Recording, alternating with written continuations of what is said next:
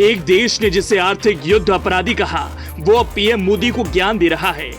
George W Bush को America का राष्ट्रपति बनने से रोकने के लिए जिसने किया प्रयास, वो अब राहुल की हां में हां मिलाने लगा।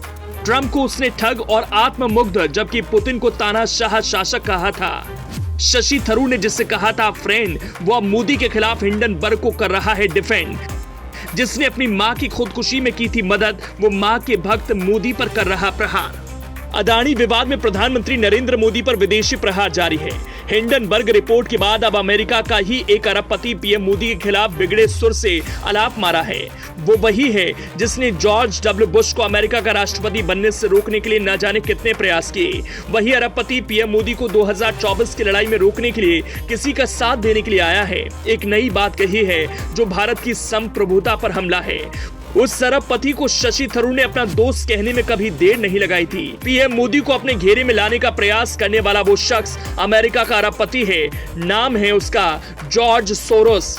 वो भारत के खिलाफ लंबे समय से एजेंडा चला रहा है। असल में जॉर्ज सोरोस उस शख्सियत का नाम है जिसने यहां तक कह दिया कि प्रधानमंत्री नरेंद्र मोदी के नेतृत्व में भारत तानाशाही व्यवस्था की ओर बढ़ रहा है।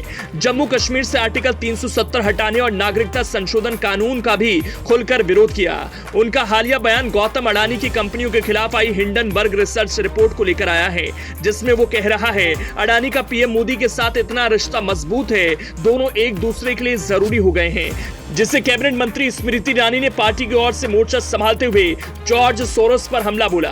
उन्होंने सोरोस के बयान को भारत के लोकतांत्रिक ढांचे में दखल देने की कोशिश बताया। आइए जानते हैं कौन है कथित तौर पर भारत विरोधी एजेंडा चलाने वाले जॉर्ज सोरोस। जॉर्ज सोरोस का जन्म 12 अगस्त 1930 को हंगरी की राजधानी बुडापेस्ट में हुआ था। वो सटोरिये, शेयरों के निवेशक और व्यापारी हैं। हालांकि वो खुद को दार्शनिक और सामाजिक कार्यकर्ता कहलाना पसंद करते हैं।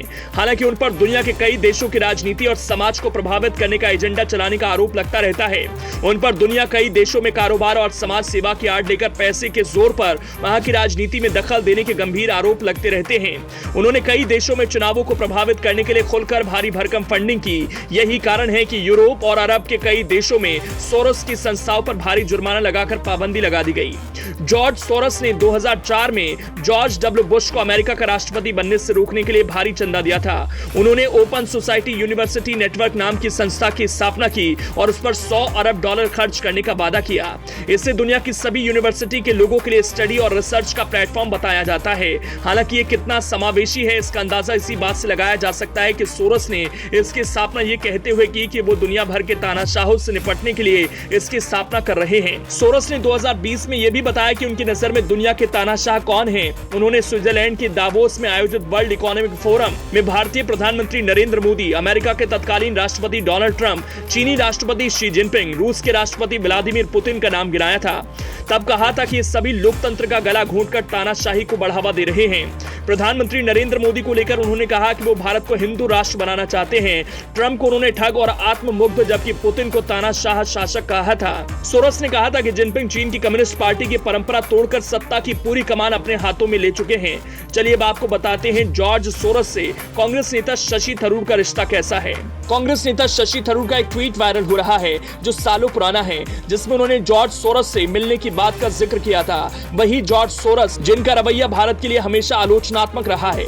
26 मई साल 2009 को शशि थरूर ने एक ट्वीट किया था जिसमें उन्होंने बताया था कि कैसे वो अपने पुराने दोस्त से मिले। साल 2009 में यूपी के चुनाव जीतने के बाद शशि थरूर ने 28 मई को बतौर विदेश मंत्री शपथ ली थी। इन संबंधों की जानकारी सामने आने के बाद पता चला था कि अपने एनजीओ नेटवर्क के जरिए उसका कांग्रेस पार्टी पर कैसा प्रभाव था।